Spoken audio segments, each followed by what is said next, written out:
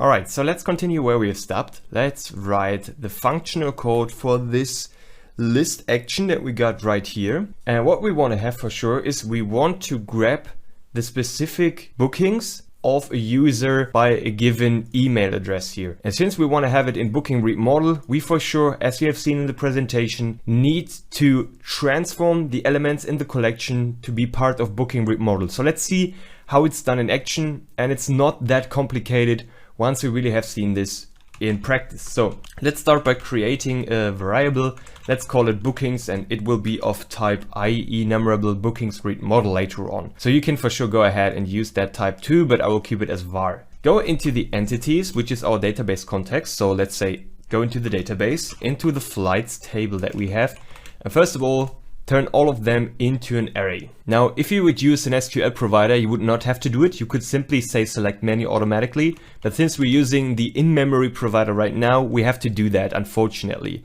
Doesn't really matter since it doesn't change, well, in the end, how we write the query. But for sure, when we switch to SQL later on, you could potentially get rid of that to array because it's an additional call that could take a little bit longer once the database really gets populated with a lot of flights and not faking mock data, right? So now we take all the flights and turn them into an array. So afterwards, notice that I don't use a semicolon, instead I use a dot, right? So we take that array and now we call the select many method, and we call that f for flight, and the flight goes to flight.bookings. So remember that each flight that we had has a list of bookings, right? So which bookings are existing for a specific flight. So inside of that select many now, right? So there where we have all the bookings now, we go ahead. So keep in mind that I'm still inside of the parentheses, bookings, there we go. And now from that bookings, we go ahead, I jump into the next line, dot where I select those bookings where the booking goes to booking dot email, passenger email, right? Where the booking of, where the email of that booking is equals to the email we got here in the parameter. Great. So now we have the specific bookings of a flight filtered by the passenger email already. This is all we have to do. And now we have to transform it into a booking read model. So we already filtered, right? So we grabbed all the bookings of a specific flight by an email address.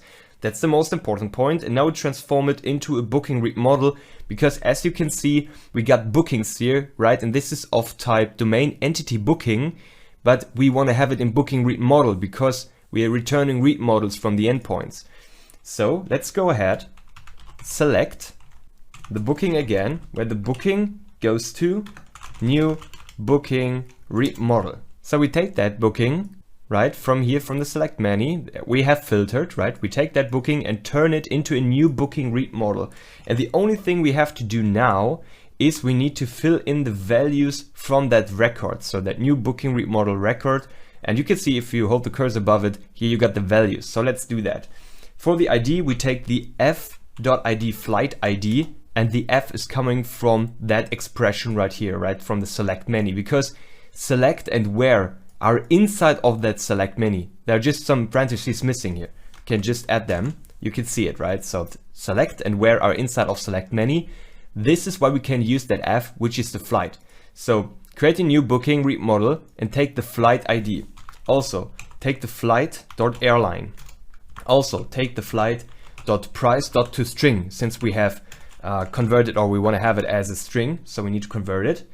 Afterwards, we got new time place read model flight.arrival.place. So this is read model type, time place read model again. Sorry, we are not done. Time place read model arrival place and flight.arrival.time. Arrival.time. There we go. So flight arrival time.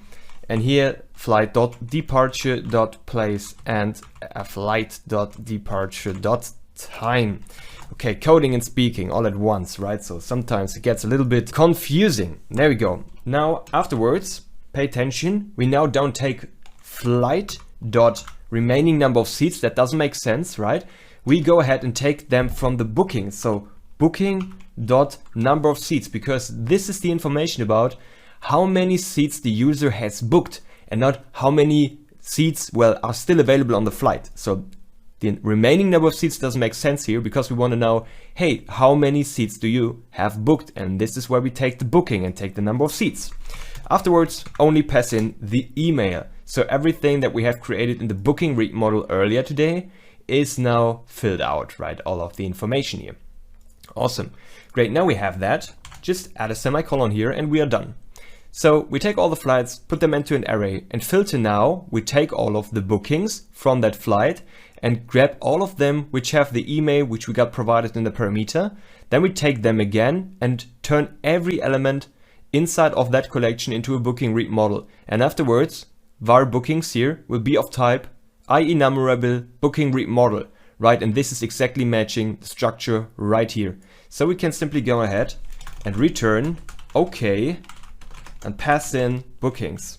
This is all we have to do. And if we don't have any bookings, it will be null. So in just an empty collection or just an empty enumerable, that's totally fine.